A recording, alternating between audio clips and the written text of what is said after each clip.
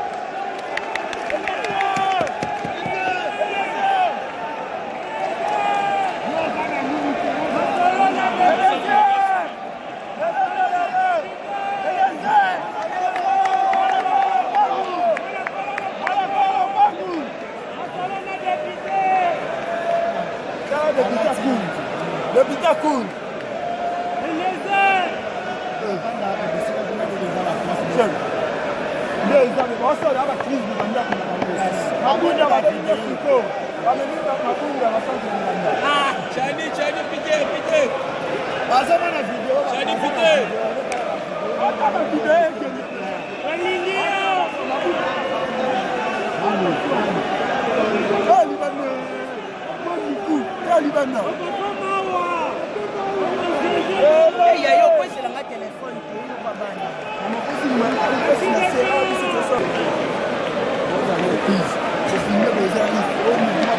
La 10.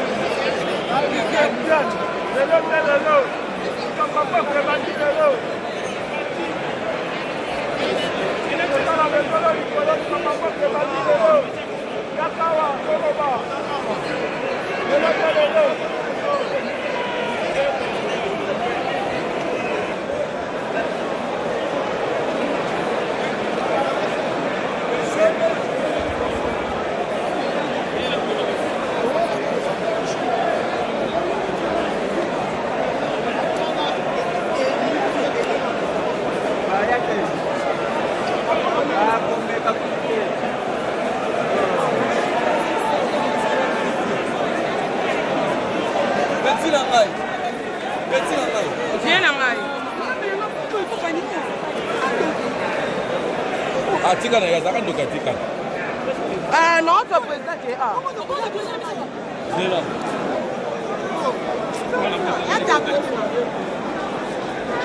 Non, c'est un double fonction. Gai.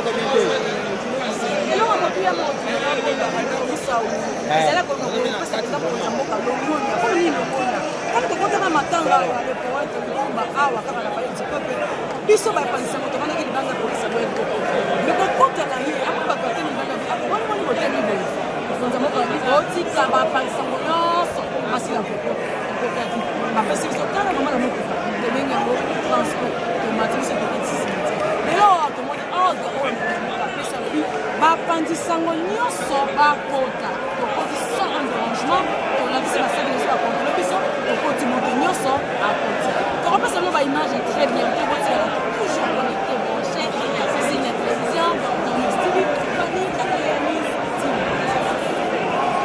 Assemblée nationale autosobenga palais du peuple donc tomoni événement oyo ezoleka ambiance vraiment eza ambiance oyo bino nyonso ezotala bozomona vraiment donc elingi koloba ke peuple congolais aza na poste ya changement ekoya ndenge ekoya na nzela ya justice oyo badepute lokola nani présidente Janine Mabunda oyo abude justice elingi kolakisa ke aza na poste ya changement ya bacongolais te mais aza représentante ya peuple congolais awa na palais du peuple donc tolingi kolakisa bato ke baza na poste ya changement te yango toye awa mpo tosoutenir justice baprêter serment oyo bakoprêter eza mpo bazongisa mpenza justice na nzela nango oyo babimisa kuta kala depuis bana 1998 jusqu'à maintenant justice ezaka compliqué justice ya corrompu justice ya punition justice ya contraire donc yango Félix Tshisekedi aye mpo zongisa Congo ekoma na rai etambola mpenza na molongo nango congolais nyonso ase retrouve na place oyo se retrouve ozala libana ozala na kati ya congo ozala na province ozala na capitale ozala partout ose retrouve lokola congolais na mabele na yo en tout cas merci.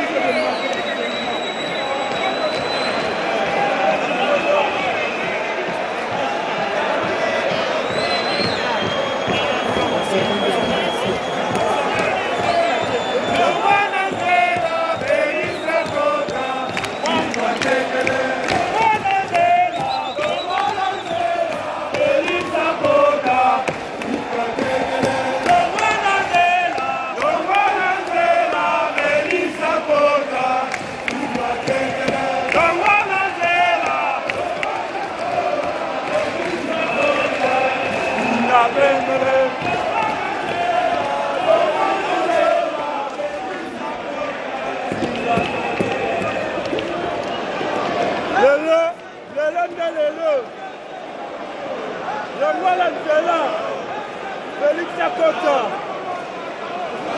FCC KO.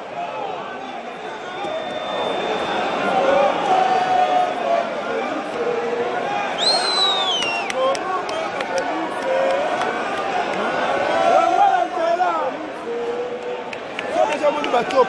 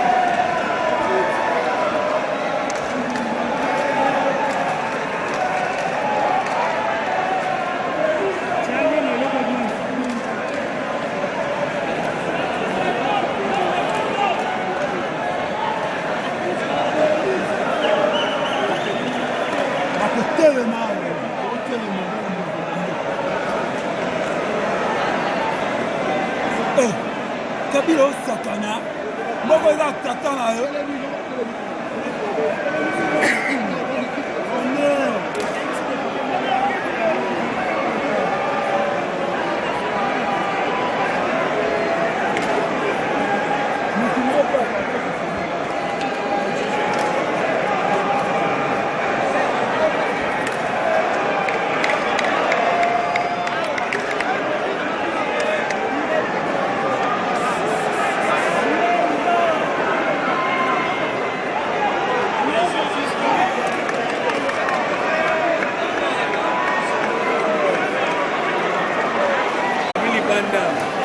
Population elle qui trop libana ya kati. Anga négligé ya kati ma côté c'est pas libana kene. Osale. Nanga tope na motema na yo mobimba. Kamba koni. Kamba koni. Nanga tope na motema na yo mobimba. Kamba koni. Kamba koni.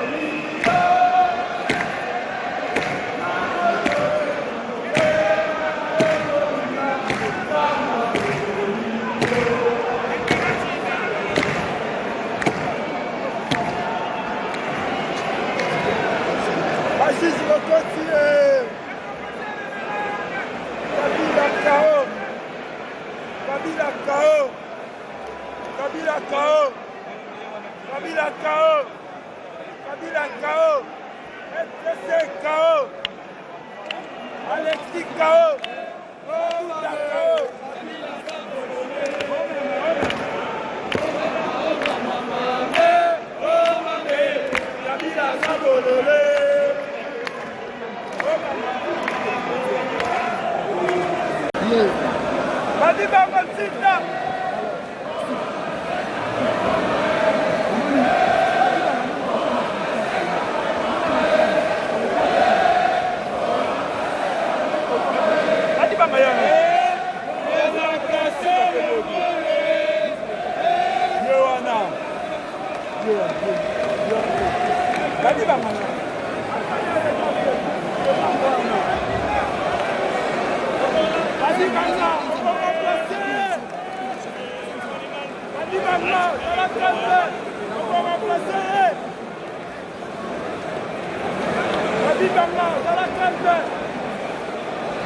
Bamba,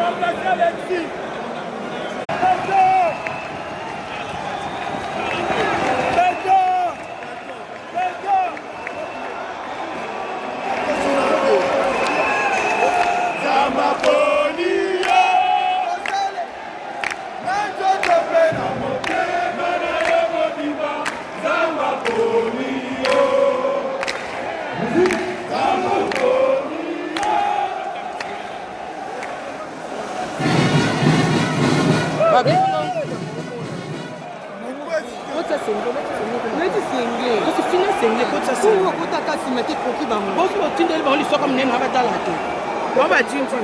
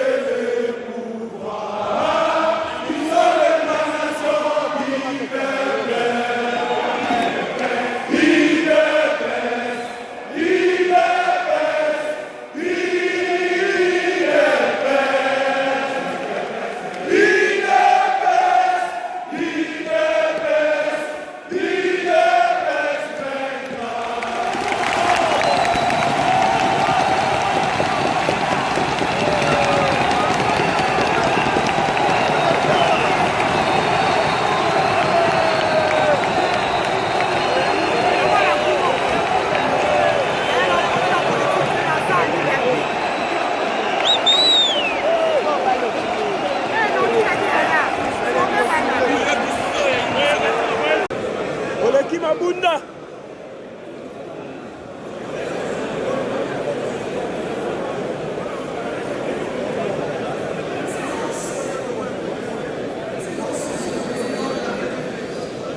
Son.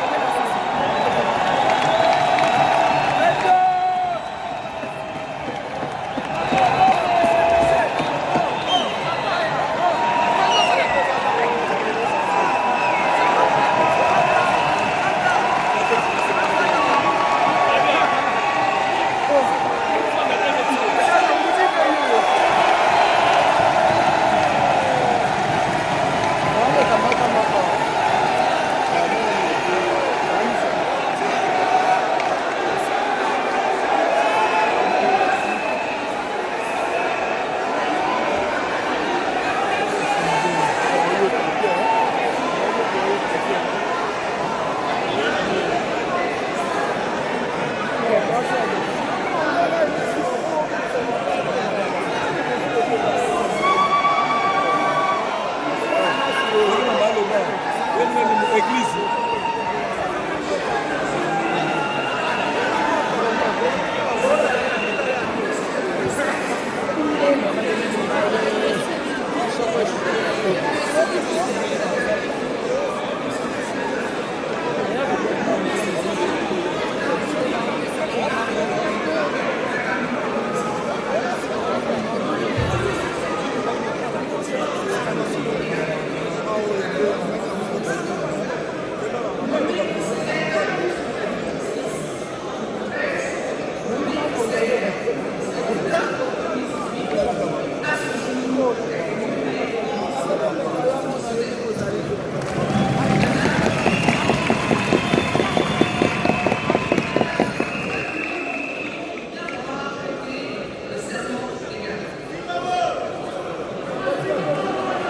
Donc peut-être c'est remarqué où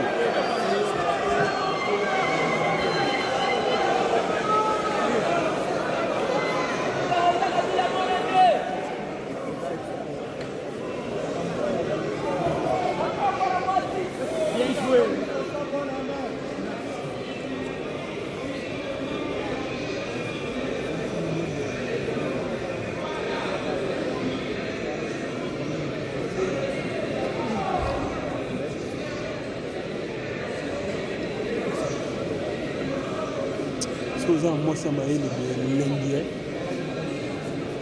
oza mwasi mayele bana sepele mwasi no moto bato banéglige basi kogogola bango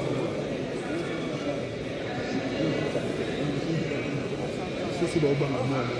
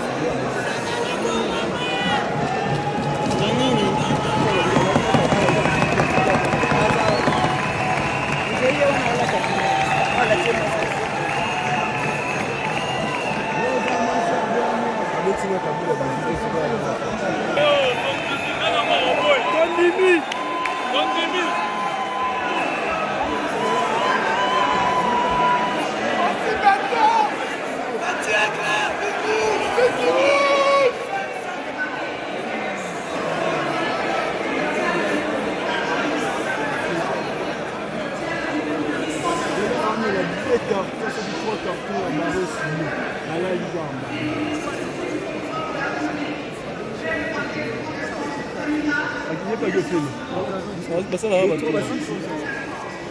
ya suka yo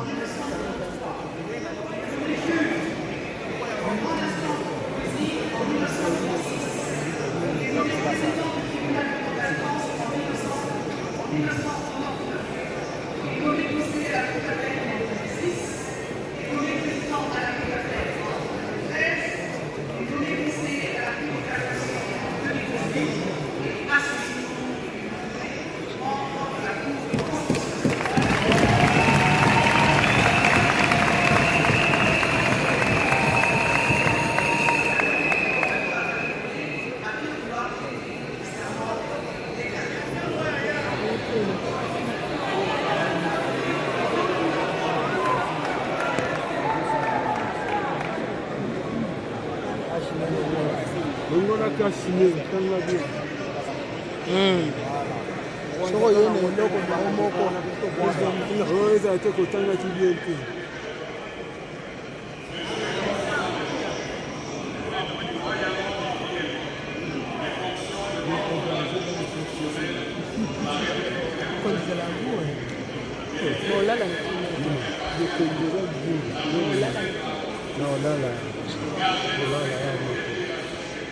Kasi kanga fami ya mama bini se boss baseka sécurité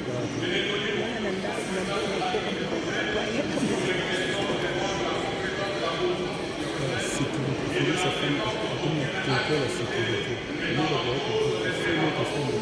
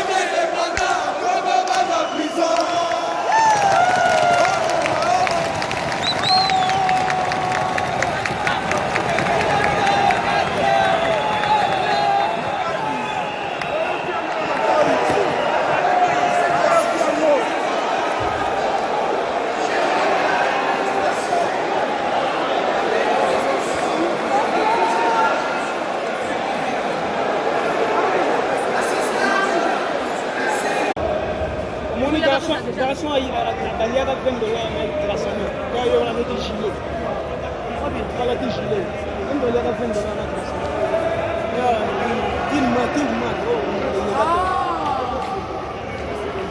ah tu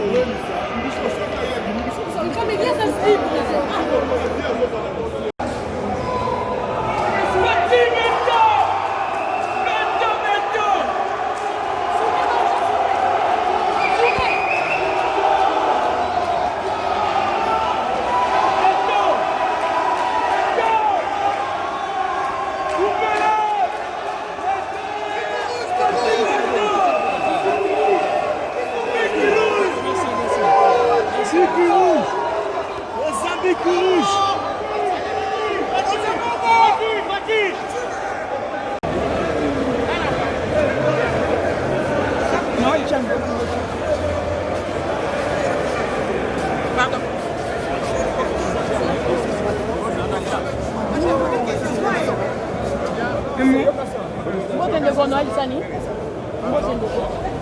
moi et mon ami par rapport à mon collègue, c'est station à Salma et Salami, par exemple, moi pour les mais absence comment on a deux personnalités, la chambre de papa et la chambre de papa, au lieu pour le banni, la prestation des serments d'après la Constitution, elle est faite devant le président de la République, c'est lui qui prend le serment. Maintenant, les autres peuvent assister. Il y a des députés qui étaient dans la salle, des sénateurs qui étaient dans la salle. Il y a les membres du Conseil d'État, au Conseil de la magistrature. Donc je pense que toutes les institutions de la République étaient là. Mais le plus important, c'est le peuple congolais. Il y avait des gens qui viennent de toutes les tendances. Et je pense que la cérémonie s'est très bien passée et ces juges sont constitutionnellement investis aujourd'hui. L'absence de deux personnalités, cela ne laisse pas de côté. Il y a Ils peuvent créer la crise s'ils veulent. Le peuple est souverain. Le peuple a assisté à le serment et les juges sont entrés donc en fonction. Ceux qui veulent créer la crise, ils ne sont pas nécessairement donc dans le camp du peuple congolais. Le peuple a tellement souffert que nous avons besoin que la justice se mette en place et commence à fonctionner comme nous sommes. Le peuple congolais a crié devant le président de la République, ils ont demandé au président de la République de dissoudre l'Assemblée. C'est là sur J'ai bien suivi cet appel du peuple dans la salle, réclamant la dissolution de l'Assemblée nationale. Tout le monde reconnaît aujourd'hui que la coalition FCC gagne décembre va marcher comme il faut et les amis du FCC semblent faire pour bloquer les actions du chef de l'État. Et le peuple ne peut pas être pénalisé davantage à cause donc de ces guerres entre les peuples. S'il faut dissoudre l'Assemblée nationale, voici une opportunité aujourd'hui de le faire. Merci beaucoup. Article 148 de la Constitution, où est précipiso, ingisa, ya kodissoudre. Lelo, soko moni, mabunda ayete, mabunda lioko. Oko na mama lioko. Ayete, tambo mwamba ayete. Mabengi yango subordination. La subordination, le quoi basali, mutala bango si, le fini. Alors, article 148 de la Constitution, c'est fini. On tient ma candidat minime. À partir de l'objet, on tient ma candidat minime. Le chef de l'État, il est sacré.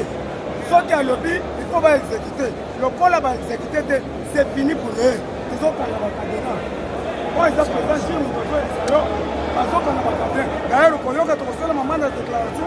Coalition aussi, c'est fini. Le coup déjà. Moi, ils ont présent sur nous. Dans le lobby, coalition, c'est fini. Le collègue mabunda y était lioko. Maman lioko mabunda. Merci beaucoup de vous vendre dans la Bolambie pour vous. Ntambo mwamba yo yebi ke osala ba massacre trop oboma bato alors ça mukanga le Congo est fatigué premier ministre ayete c'est fini pour lui osala esili à partir de lobby tozo sele ba c'est quoi ça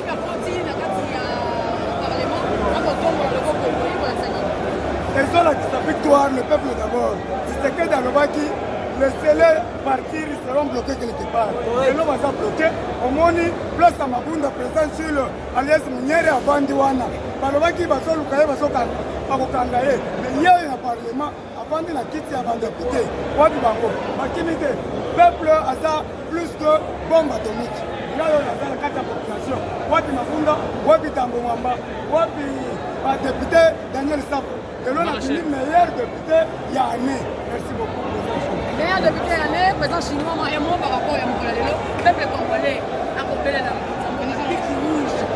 Pique rouge, on a complété. Maman, ceux qui ont eu beaucoup de temps, la sens unique, c'est là que nous croyons. Aucun ne peut tout n'abattre, Bamadi, Bazoum, c'est Camille qui dit, ce n'est pas qui s'est. Alors pour le moment, donc les alliés soient à la portée de tout le monde. Pas mon non, c'est en République démocratique du Congo, autres en continent, quand on a pique ni balé. Il y a bien en rouge, c'est là pour nous. Au monde n'est pas les lotés. Alors je vous assure, je me retrouve dans la présidence pour la victoire. Alors ceux qui me retrouvent, on les appelle ça peuple, côté, appelle ça victoire. Donc c'est à nous la victoire. Alors on a l'ingénieur le baboye. Bango si on a un bango matangue bani déjà dès ce soir. Puisque Koya na bango de mariage salami balati pétale. Malamoko ba bango déjà déjà. Wimbo kashira ko ba wa ete ikuke kangami ete ko so ko samsa ko na mo buko na ko so yango to mo ko ba ko na ko mi sepeli tabi na bande te mama biso tozalaka to sentiment te en tout cas toevitaka mingimingi sentiment soki omoni lelo biso moko toyawa c'est kolakisa bango keno ndako oyo eza na bato batindaki bango alors tellement ke bazosala mosala le oyo biso totindeli bango te yango no toye korepresente bango asi place alors tosi toyebisi mokonzi ya mboka tosi toyembi ayoki yango alors yo zelo oyoka nde kindi mokokuni niyo ekosukisa to parti bia niyo ekosukisa solo lokola bango baye te ete mosala bango osili bikuti na bango po ete mpona mama nazoyebiso boye ndenge bango baye te alors monisami na miso ya bato nyonso toke balingi mokonzi ya mboka te puisque qui dit le chef de la maison c'est tout le monde qui exécute basi basiége balobi ke no Fachi a violé constitution moko te alors comprenez que lelo Fachi ye wana bamagistrat baprêter serment yo sikoyo kolobani alors mokoko ezali nango yebiso ke ndenge bango baye te alors c'est jusqu'à la date ici. Merci. Pour assister à la prestation de serment. Et ça, là, dis-moi, débat avant que y ait ça, le deux présidents, là, il y a assemblée, c'est là, ne laisse pas dire que crise est et puis donc, il y a un moment où on peut la dissoudre par le commissaire. Merci beaucoup, madame. Donc, moi, je crois que l'invité spécial il y a fait à l'élu, c'est le président de la République. Donc, on n'a rien à voir avec la présidente de l'Assemblée, ni le président du Sénat. Donc, on peut parler avec l'invité de commission. Donc, pour qui tout qu'on peut pas couper. Voilà donc où est l'essentiel pour la République, il y a un salami.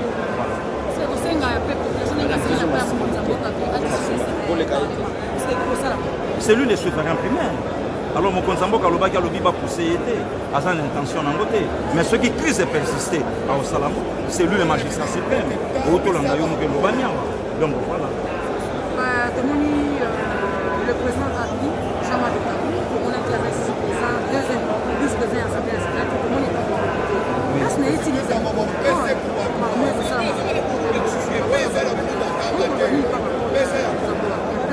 Non, non, madame, nalobaka ngope nalobango même matin na démission na bino partout et pas ba concert na yo nalobango que parlement où ça ya peuple te parlement où ça ya Joseph Kabila. Voilà pour communiquer intérêt ya parlement les ça na peuple te. Bango ba otala beaucoup plus o ya bango. Alors besoin ya peuple ça que au fait démocratie oh le chef de l'état Fachi azomeka azosongisa peuple azala autonome na mboka na yo. Alors oyo nyonso bandisha ko salama eza la libération ya dictature oyo Joseph Kabila a continué kokotisa tina pouvoir ya moninga pourquoi puisque tosala na régime semi-présidentiel oyo zo permettre le parlement a continuer kozala na monopole tilelo. Or tilelo Kabila dirige pas puisque Kabila a au moins le 70% ya pouvoir oyo ça ya été. Alors il fallait mon konzamboka apporter sa autonomisation et permettre à récupérer le pouvoir. Or, selon la constitution, au peuple a répondu massivement pour l'accès il est d'accord avec son chef à accompagner la lutte union sortie nationale. Merci beaucoup, madame. Vous n'avez pas vu un siège réservé à la présidente de l'Assemblée nationale? Vous n'avez pas vu un siège réservé au président du Sénat? La prestation de serment d'après l'article 10 de la loi organique sur l'organisation et la composition de la Cour prévoit que la prestation s'est faite devant la nation, le président de la République, l'Assemblée nationale. On n'a pas parlé de la présidente de l'Assemblée nationale. On n'a pas parlé d'un quelconque bureau de l'Assemblée nationale. C'est devant le Sénat. On n'a pas parlé d'un quelconque président du Sénat qui devait être là. Ou d'un bureau du Sénat, mais le Sénat devait être là. Vous avez vu, ils étaient là. Même des sénateurs du FCC. C'est seulement déplorable que le sénateur David ne soit pas venu, mais il avait reçu son invitation. Donc, le président de la République a pris acte, cette histoire est terminée, l'état de droit est en marche, Félix Tshisekedi, le président de la République, est tel que voulu par notre peuple. Bon, mais c'est possible. Mais même le Parlement, il peut dissoudre l'Assemblée nationale en cas de crise. Et si le gouvernement, tel que vous l'avez vu, et la présidence de l'Assemblée nationale s'entendent, et nos amis même du FCC, mais il y a le risque d'être réduit au chômage. C'est possible que l'Assemblée nationale soit dissoute. Qu'est-ce que le peuple congolais peut retenir d'aujourd'hui en voyant la prestation des serments et ça, à l'absence de deux présidents? Mais qu'est-ce qu'il signifie? Ce n'est pas prévu dans le texte. Leur présence n'est pas prévue dans aucun texte. Le peuple congolais doit retenir que Félix Tshisekedi, comme président de la République, est déterminé à aller dans le sens de l'état de droit. Et là, madame, on ne reculera pas. Il n'y a aucun accord de coalition, quel qu'il soit, qui ne peut se mettre au-dessus de la Constitution. Et puis quand les gens vous disent qu'ils sont habitués aux tests, mais ils les ont appris où? Vous croyez qu'ils maîtrisent? Ils ne maîtrisent même pas. Ils font un recours à la Cour constitutionnelle, un recours en interprétation. Même mes étudiants en première année ne peuvent pas faire tout. Je crois que le FCC t'en parle. Ils doivent chercher un constitutionnaliste. Et on peut leur donner des services tout à fait gratuitement parce qu'une requête en interprétation de la Constitution ne peut pas nier la place présidentielle. C'est un problème. Ils disent qu'ils sont attachés au texte. Vous allez être attaché au texte que vous ne comprenez même pas, que vous ne maîtrisez même pas. Donc, une fois, madame, cette affaire est terminée. Nous allons de l'avant. Il y a une cour constitutionnelle qui est en marche. On va de l'avant sur le chemin de l'état de droit. Merci, madame.